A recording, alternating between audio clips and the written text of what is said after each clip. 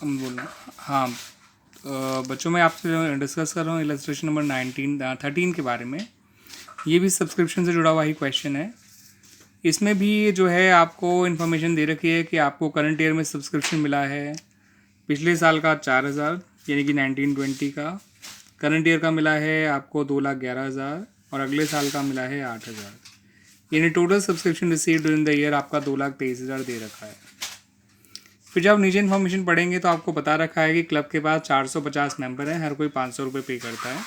तो ऐसे में आपको इनकम तो पता चली गई कि कितनी आनी, 2,25,000। फिर आपको साथ साथ ये भी बताया कि outstanding subscription at the beginning of the year या outstanding subscription at the end of the previous year या outstanding subscription for the last year वो 4,500 रुपये था। तो आप खुद समझ जाइए 4,500 रुपये था पिछले साल का आउटस्टैंडिंग, जिसमें से 4,000 मिल गया, तो अब भी कितना बाकी होगा, 500 रुपये, जो कि आउटस्टैंडिंग एट द एंड का पार्ट होता है। तो मैं इसको यहाँ लिख सकता हूँ इस तरह से। वो अलग बात है, इस बार हमें क्वेश्चन में outstanding at the and they नहीं रखा, कोई बात नहीं।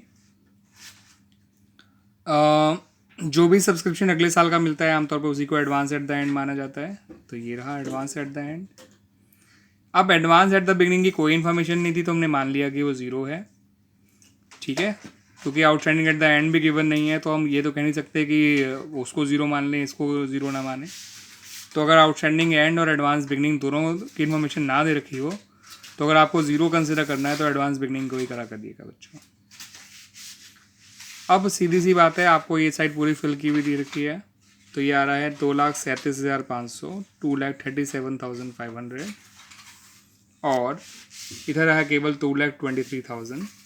तो आउटस्टैंडिंग एट द एंड आ गया 14,500, जिसमें से 500 पिछले साल के हैं। तो अंडरस्टूड है करंट ईयर का आउटस्टैंडिंग 14,000 होगा।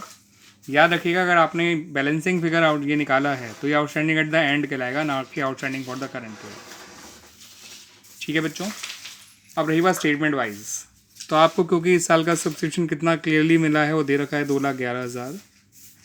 तो आपको दो चीज़ ढूंढनी थी, केवल advance for the current year जो कि क्वेश्चन में दे ही नहीं रखा तो उसे आप निल ले लीजिए, और दूसरा आउटस्टैंडिंग फॉर करंट ईयर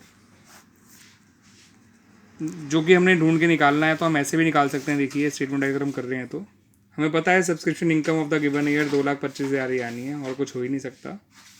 2,11,000 आपको मिले हैं इस साल के होने चाहिए 2,25,000।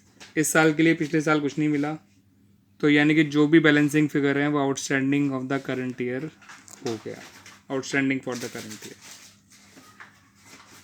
जो इस साल का आउटस्टैंडिंग है।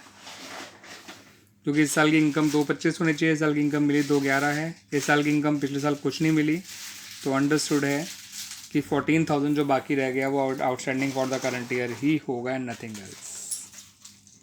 ठीक है बच्चों। तो अगर आपको income subscription of the income of the current year clearly given हो तो आपको mainly outstanding he eight the and he निकालने को आया करता है मेनली, मैं ये नहीं कहूँगा ऑलवेज। तो ये outstanding subscription for current year है 14,000, याद रखिएगा, not outstanding at the and. क्योंकि मेरे इस फॉर्मेट के अकॉर्डिंग आपको पता ही है subscription receive for current year में आपको सिर्फ दो चीज़ें प्लस करनी होती हैं इन subscription income of the current year में पहुंचने के लिए। एक advance subscription for current year, एक outstanding subscription for current year. Advance subscription for current year तो था ही नहीं, उसे निल ले लिया। तो जो भी इन दोनों का बैलेंसिंग फिगर है वो 14,000 आ गया advance outstanding subscription for current year 14,000। लेकिन outstanding subscription at the end of the current year आपको ढूंढना हो तो आपको मालूम है 14,000 इस साल के आउटस्टैंडिंग है और 500 रुपये पिछले साल का आउटस्टैंडिंग है। तो इसका मतलब outstanding subscription at the end of the current year is 14,500। इस बात को ध्यान रखिएगा बच्चों। थैंक यू बच्चों।